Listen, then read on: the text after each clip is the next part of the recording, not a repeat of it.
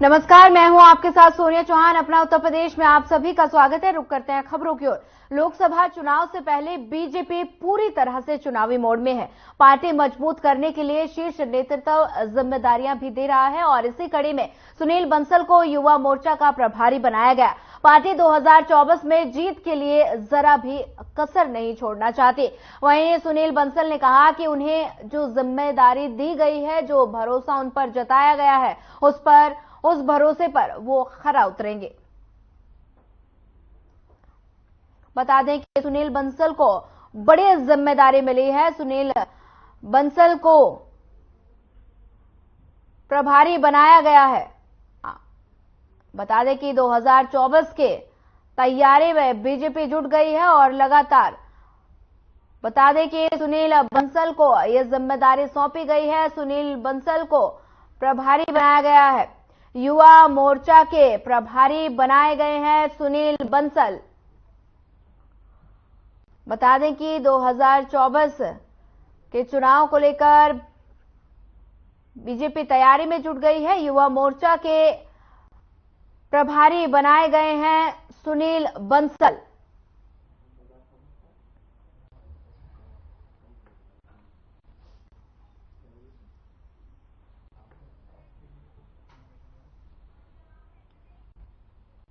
₹404 करोड़ की धनराशि की लागत से पीएम श्री स्कूलों के आधुनिकीकरण का बता दें कि शुभारंभ करने पहुंचे सीएम योगी आदित्यनाथ और साथ ही प्रोजेक्ट अलंकार के अंतर्गत माध्यमिक विद्यालयों में अवस्थापना सुविधाओं को लेकर 347 करोड़ की धनराशि प्रदान की गई। वहीं पारदर्शी चयन प्रक्रिया के अंतर्गत समूह ख के नव चयनित अधिकारियों को नियुक्ति पत्र वितरण किया गया।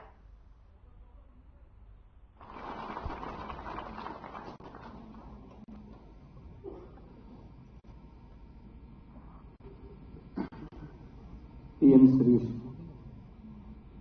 योजना में चयनित विद्यालयों के आधुनिकीकरण कार्यक्रम के शुभारंभ के लिए आयोजित समारोह में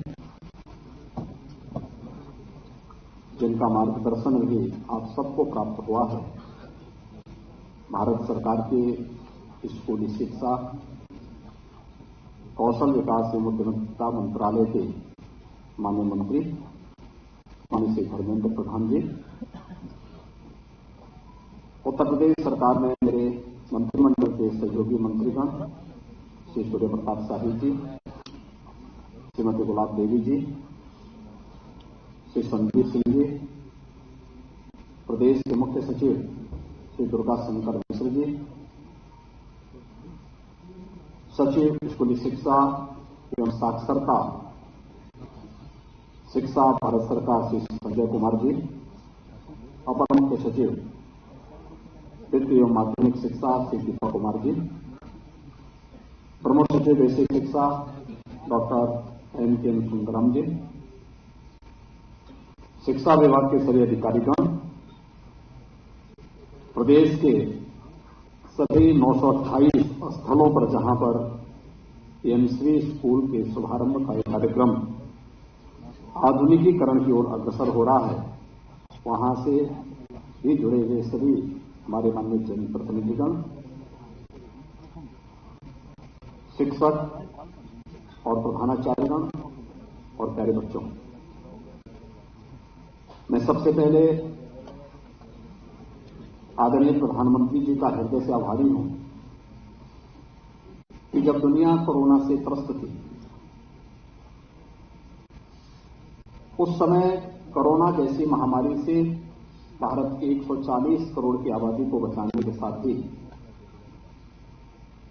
भारत नए भारत के रूप में उसकी आधारशिला शिक्षा बनेगी और शिक्षा को राष्ट्रीय शिक्षा नीति के रूप में उन्होंने लागू करते हुए 2020 में पूरे देश को एक नए विजन के साथ आगे बढ़ने की एक नई प्रेरणा दी और उसी श्रृंखला का हिस्सा है पीएमश्री स्कूल की यह योजना। पीएमश्री स्कूल की योजना प्रधानमंत्री जी ने शिक्षक दिवस के अवसर पर 5 सितंबर 2023 को इसकी घोषणा की थी और अभी इसकी कार्ययोजना अक्सर होता है घोषणा होने के बाद फिर वह क्रियान्वित होने में उसको 1-2 साल लग ही जाते हैं। लेकिन मैं आभारी हूं अमित धर्मेंद्र जी का कि वह आज अपनी पूरी टीम के साथ देश की सबसे बड़ी आबादी के राज्य उत्तर प्रदेश में आए हैं,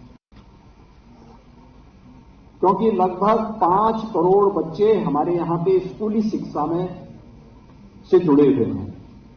इन 5 करोड़ बच्चों के लिए एक नई प्रेरणा प्रदान करने के लिए और प्रेम श्री स्कूल की यह योजना लॉन्च करने के लिए आज यहां पर आए हैं। मैं इसके लिए उनका हृदय से अभिनंदन करता हूं।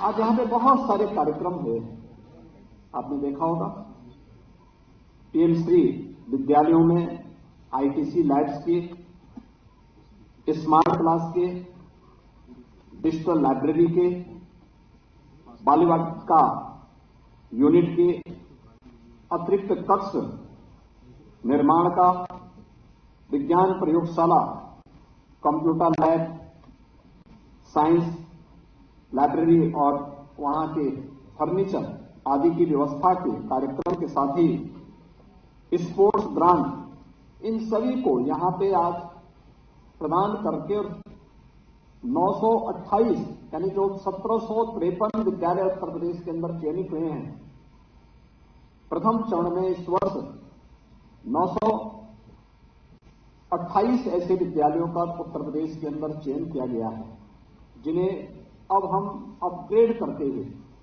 इन्हें पहली क्लास से लेकर 12वीं क्लास तक अपग्रेड करने का काम करेंगे और इन्हें अत्याधुनिक सुविधाओं से युक्त करते हुए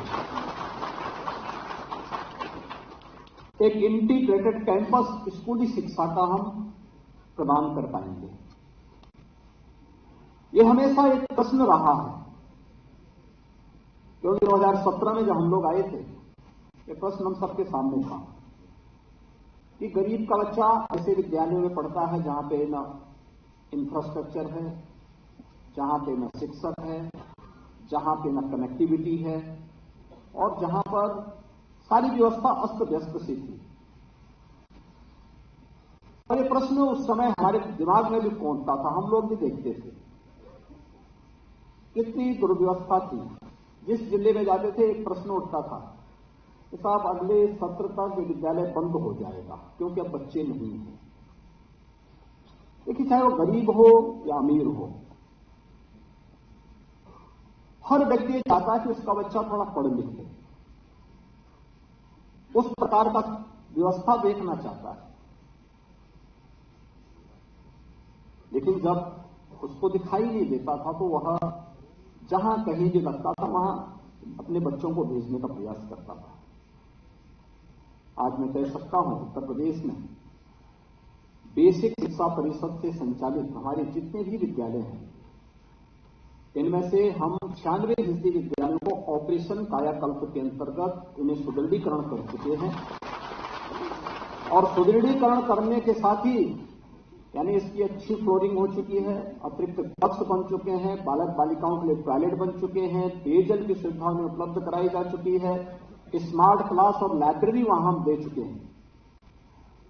और इसमें सरकार ने अपने पास से पैसा नहीं दिया है, बल्कि इसमें हमने ज्यादा पैसा जन सहभागिता से लिए। कुछ जनप्रतिनिधियों ने, कुछ उद्यमियों ने, कुछ प्रशासनिक और शिक्षा विभाग के अधिकारियों ने, कुछ पुरातन छात्रों ने धनराशि देकर के उन विद्यालयों को ऑपरेशन कायाकल्प के साथ जोड़ने का काम किया। स्कूली शिक्षा में बच्चे जाएं, ड्रॉप आउट रेट को हम नियंत्रित कर सकें, इसके लिए भी कुछ नए प्रयास किए। हमने 2017 में जुलाई मास में ये प्रारंभ किया कि 15 दिन का एक पक्ष का हम लोग स्कूल चलो अभियान चलाएंगे। इसमें हर शिक्षक, हर जनप्रतिनिधि, हर प्रशासनिक और शिक्षा विभाग का अधिकारी इस अभियान के साथ जुड़ा। और इसी का परिणाम है कि जब हमने गत वर्ष ये कहा कि भाई देखो अब बहुत हो चुका है, हमें बेसिक शिक्षा परिषद के स्कूलों में सही संख्या चाहिए और इन्हें आधार से ऑथेंटिकेट करने की व्यवस्था करिए। इस सब के बावजूद मैं कह सकता हूं कि 40 लाख बच्चों की बढ़ोतरी उत्तर प्रदेश के बेसिक शिक्षा परिषद के विद्यालयों में हुई। और फिर हम लोग जब जाते थे अलग अलग जनपदों में जाते थे, हम लोग देखते थे बच्चे बालिक, खासतौर पर बालिकाओं की संख्या इससे ज्यादा थी जो नंगे पैर स्कूल जाती थी। इस भीषण शीतलहरी में एक सामान्य शर्ट पहनकर स्कूल जाती थी। उन्हें समय पे बैग बुक्स नहीं मिल पाती थी। हम लोगों ने फिर तय किया ये सब कार्य सरकार करेगी।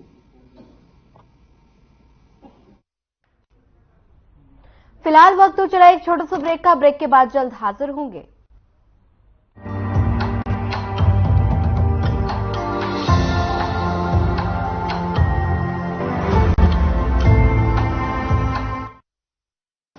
Waste channel head Shri Brajmohan Singh, Sadhna news.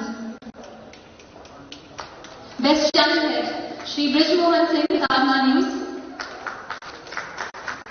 ये पीछे बैठे लोगों से मेरी खास तवज्जो मांगनी चाहूंगी कि प्लीज आप लोग तालियां जरूर बजाएं प्लीज। यहाँ पे आने वाले सभी लोगों की हौसला अफजाई होती है आपकी तालियों से।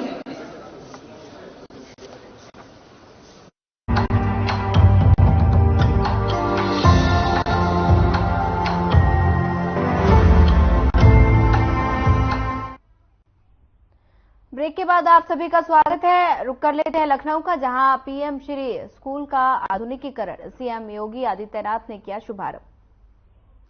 शिक्षकों की भर्ती की प्रक्रिया हो, प्रदेश के अंदर ऑपरेशन कायाकल्प का कार्यक्रम हो, प्रदेश के अंदर हर बच्चे को 2 यूनिफॉर्म मिलेंगे, bag, books, sweater, shoes, socks, books और बैग वगैरह हम उपलब्ध करवाएंगे।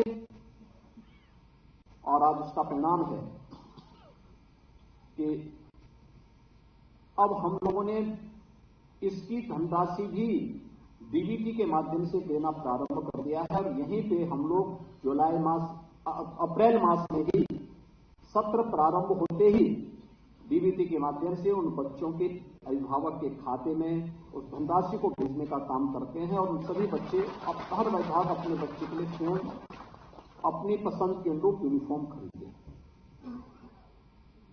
यह एक कार्यक्रम एक पक्ष शिक्षा का था, यह बेसिक शिक्षा में, और पीएम श्री स्कूल एक अभिनव प्रयोग है, एक नया प्रयास है, और जिसकी आज की सबसे बड़ी आवश्यकता थी।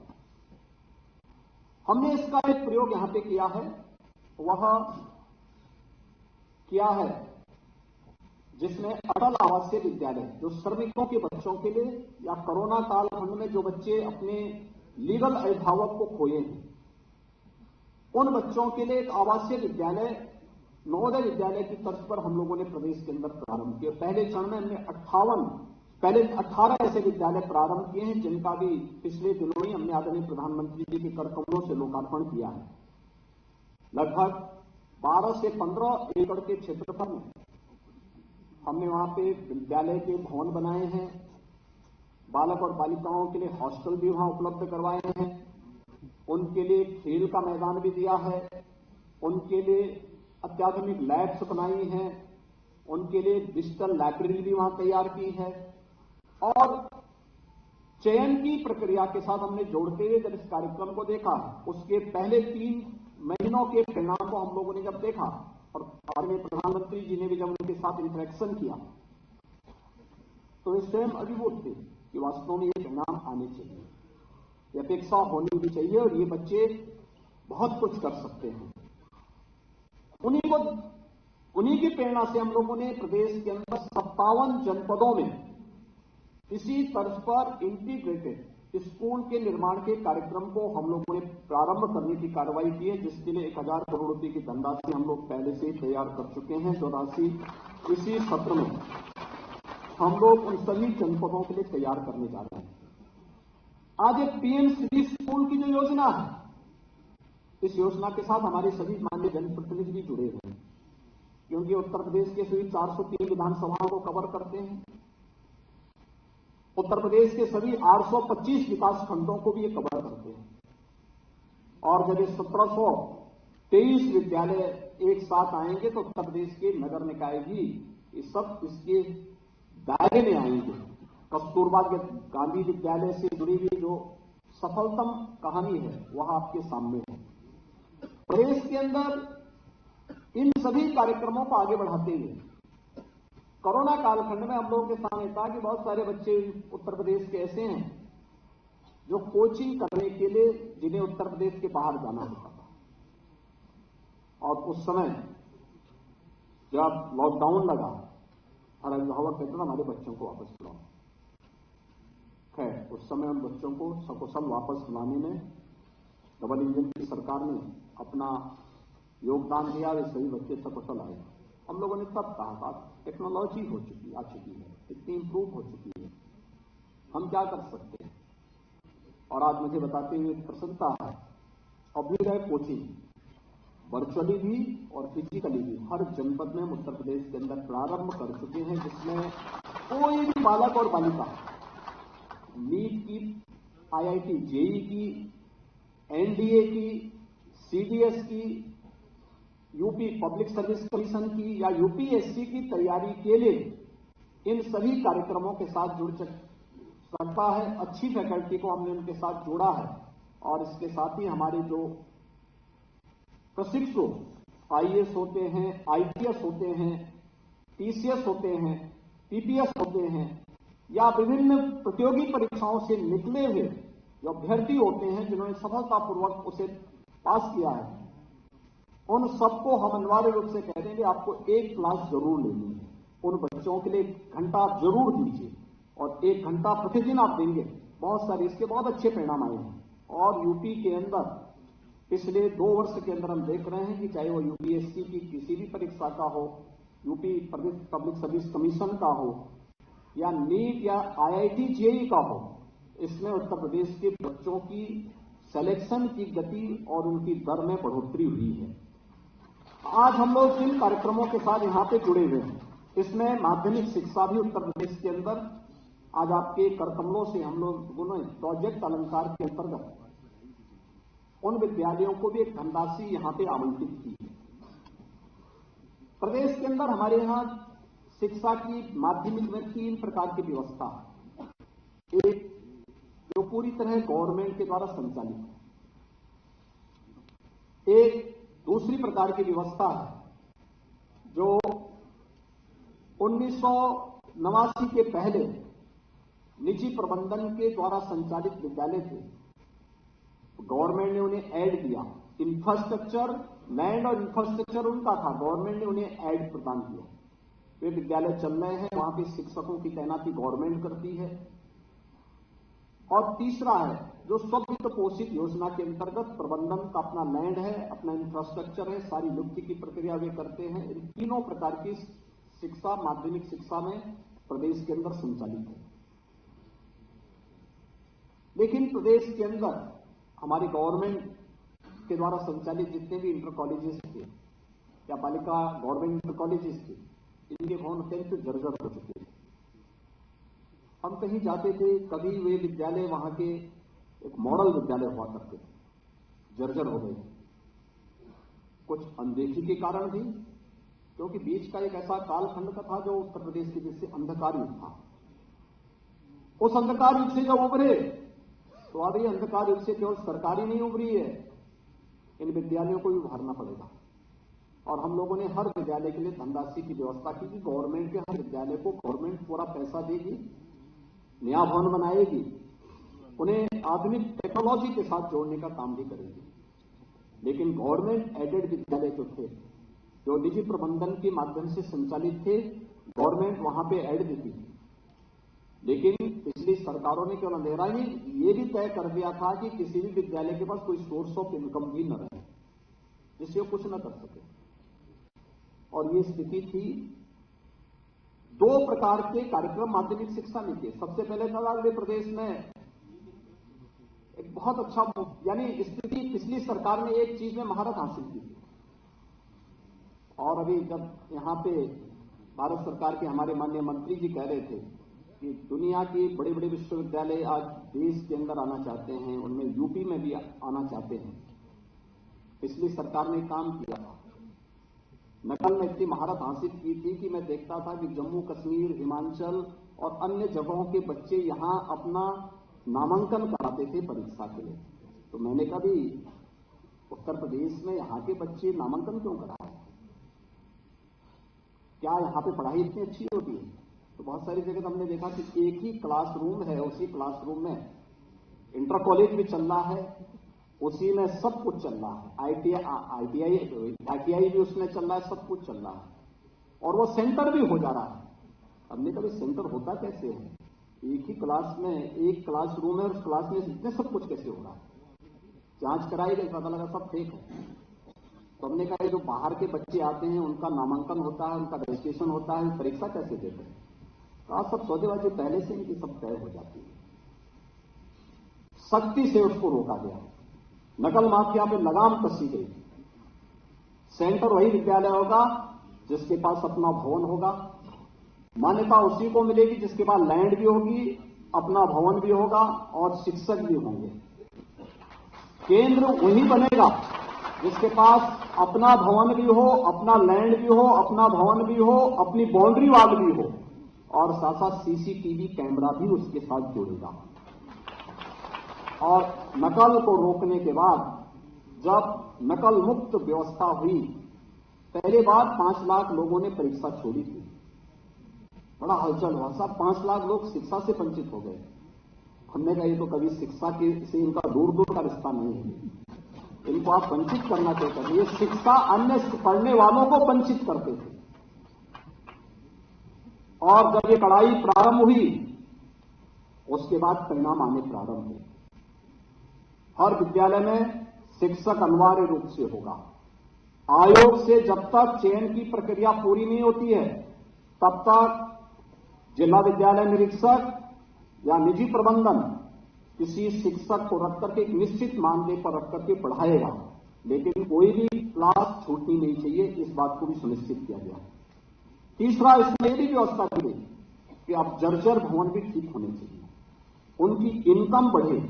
प्रबंधन की इनकम के लिए विद्यालय भवन, विद्यालय की जो खेल कूद का मैदान है, स्पोर्ट्स से जुड़े हुए जो भी उनकी एक्टिविटीज होती हैं, इन सभी को छोड़ करके उनके पास सरप्लस लैंड है तो उनको उसका कॉमर्शियल यूज करने की परमिशन देने की व्यवस्था की जाए और वहां उसका व्यावसायिक उपयोग करेंगे, लेकिन हर वर्ष उसकी ऑडिट होगी और जिला विद्यालय निरीक्षक के माध्यम से शासन उसका निरीक्षण करेगा। किस पैसे का उपयोग केवल शिक्षा के लिए और विद्यालय के विकास के लिए और बच्चों को अधिक से अधिक सुविधाएं उपलब्ध कराने में इस पैसे का उपयोग होगा। और फिर हम लोगों ने ये योजना प्रारंभ की जो आज प्रोजेक्ट अलंकार के रूप में विद्यालयों के लिए धनराशि की पहली किस्त जारी हो रही है, जिसमें उन जर्जर विद्यालयों में इसमें कैटेगरी तय की गई जो 75 वर्ष पुराने हैं, 50 वर्ष पुराने हैं, पहले चरण में हमने उन विद्यालयों को दिया है। वे विद्यालय अपना अच्छा इंफ्रास्ट्रक्चर तैयार करें और इसमें विद्यालय की संख्या, छात्र संख्या को भी जोड़ा गया। देखा गया है कि छात्र संख्या जहां ज्यादा है वहां पे हम धनराशि अधिक देंगे, लेकिन शर्त यह है कि 75% पैसा सरकार देगी, 25% पैसा उनको लगाना पड़ेगा। ज्वाइंट अकाउंट होगा और उसका ऑडिट होगा, निरीक्षण की प्रक्रिया के साथ हम उसको जोड़ेंगे। आज मुझे प्रसन्नता है कि हम उत्तर प्रदेश में आने वाले 2-3 वर्ष के अंदर माध्यमिक शिक्षा के भी कायाकल्प के साथ उसको जोड़ते हुए एक बेहतरीन व्यवस्था देने में सफल होंगे और राष्ट्रीय शिक्षा नीति के बेहतरीन। फिलहाल इस बुलेटिन में इतना है। ज्यादा खबरों के लिए बने रहिए हमारे साथ। नमस्कार।